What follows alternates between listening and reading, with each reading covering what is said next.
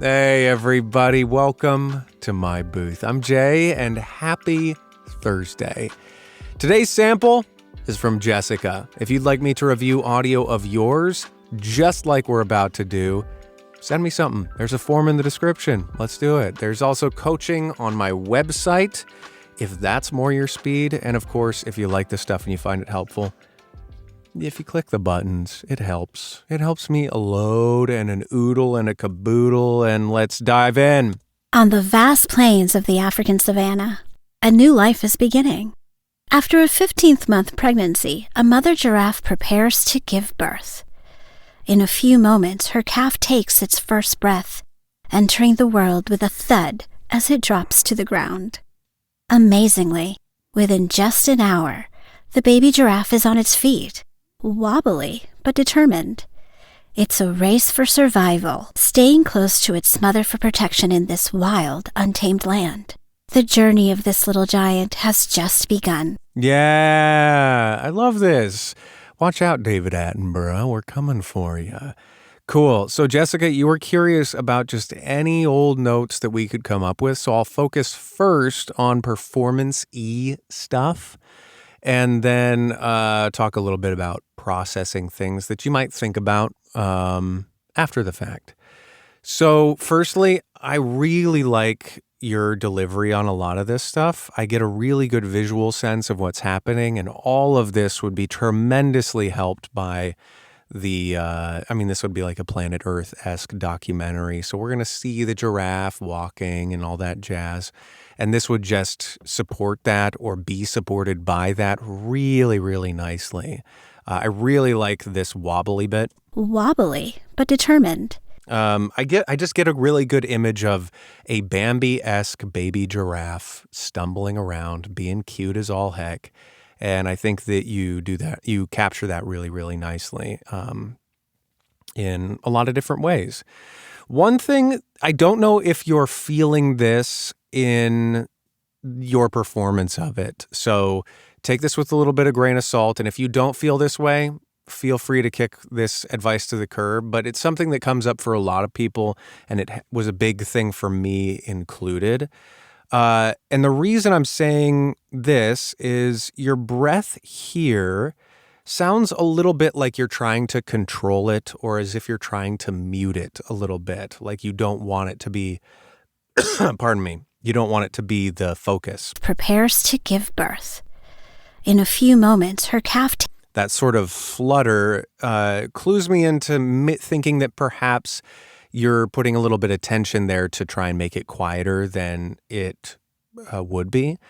And so, again, if you're not feeling any of this, kick it to the curb. If this is something that resonates with you or anyone else, just to offer you my 2 cents on that whole thing.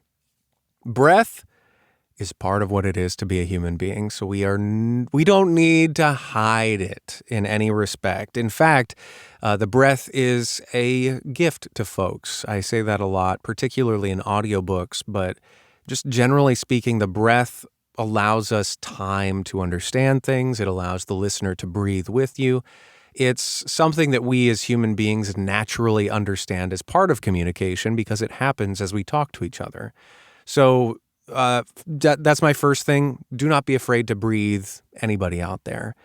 The next thing is in terms of the way we communicate as human beings. If I'm just talking to you, I'm never really concerned about my breath or breathing. I'm concerned with communicating whatever idea it is I need to get across, whether that's this conversation right now that I'm having this heady talk about breath. If I'm at a restaurant ordering something, I'm concerned with communicating my ideas to another person across space, and I'm not really thinking about my breath. So all that to say, if in your performance, whether it in voiceover, audiobooks, whatever it may be, if you find yourself overly self-conscious about breath, then that's an opportunity for you. That's just your body saying, hey, listen, something's out of whack. If you feel like there's tension, you're trying to mute it, you're spending more time thinking about your breath than the things that you're trying to communicate. If you find that you are running out of breath, at weird times, or if you are having too much breath and you find at the end of a sentence that you have too much breath and you have to like clear it before you breathe in again, whatever it may be, those are all signals from your body just saying maybe you should refocus on the things that you're communicating and the person who you're communicating to, whom you're communicating to. I think that's right. Rather than worrying about your breath. So all that to say, whether, Jessica, you feel this way or anybody else out there, I'm giving you license to breathe freely. Because if you focus on the thought, more often than not, the breath just takes care of itself. Incidentally, another small thing that can be helpful in terms of breathing, if you don't think about it as pulling air in, an image I use a lot is an accordion. If you are thinking about having to pull air in before you let it go back out, and then you have to do this, then that's way more work. I like to think of it more so as just letting the air fall into my body, go from no air to just opening my airways and it just falls in rather than pulling it in with effort. If that's helpful for you, Jessica, or anybody else out there. Let's listen through a little bit, and then I'll give you some more specific micro adjustments that are more on the directorial side. On the vast plains of the African savanna, a new life is beginning. After a 15th month pregnancy, a mother giraffe prepares to give birth. In a few moments, her calf takes its first breath, entering the world with a thud as it drops to the ground. I really like the as it drops to the ground thing, too. That echoes the Bambi-esque nature of the deal that I was talking about before. I just really like it. Amazingly, within just an hour, the baby giraffe is on its feet, wobbly but determined. It's a race for survival, staying close to its mother for protection in this wild, untamed land. The journey of this little giant has just begun. Yeah. On the vast I think that simply refocusing or focusing more so on, do you see this giraffe over here? Look at this little giraffe. So on this safari. So it's a really subtle shift that I think if you are, you're like basically there, but it's a subtle shift from thinking about painting the picture with your words to just like, look at that. The difference being, what's the first line here? On the vast plains of the African savanna. If I'm painting it, it's on the vast plains of the African savanna. Whereas if I'm saying, look at that, on the vast plains of the African savanna, it's a really subtle, tiny, I'm getting into the weeds here, but let me know if that makes sense or not. But I really like your delivery. Okay, let's switch to performance really quickly. Or processing really quickly. Generally, I think that your processing is pretty good. I don't know how much, it's kind of hard for me to diagnose sometimes when I don't have the raw to the process, just so I can hear where we started to where we went.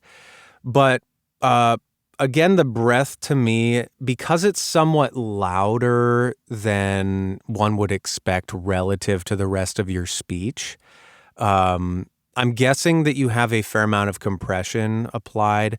That, in addition to your S's and stuff, your S's aren't super abrasive or sharp, but there is a bit of sibilance going on. So all of that leads me to believe the breaths being somewhat loud relative to everything else, and the S's being a little bit sharp, leads me to believe that you could maybe dial back your compression a smidge. Perhaps. Also, I'm not really sure what the processing was between each of these, because there are instances between, perhaps it was just you were editing clips together, but the fact that you have a breath here, here, and here, but between these spaces, there's nothing. I'd just be curious what happened there. It doesn't bother me much. I think you maintained everything pretty darn well. but there's just no sound here, and I'm curious. It doesn't bother me a ton. But overall, I think your processing was pretty good. I think you can just dial back on your compression a smidge and maybe use a de-esser if it comes up. You could use that at some point in your chain. But Jessica, really, really nice job. As I said, I love that you're capturing such a cute little Bambi-esque giraffe in my imagination so well. Anyway, I hope this was helpful for you. And for everybody else out there, I hope this was helpful as well. Until the next one of these, be well, everybody, and I'll see you there. Toodles.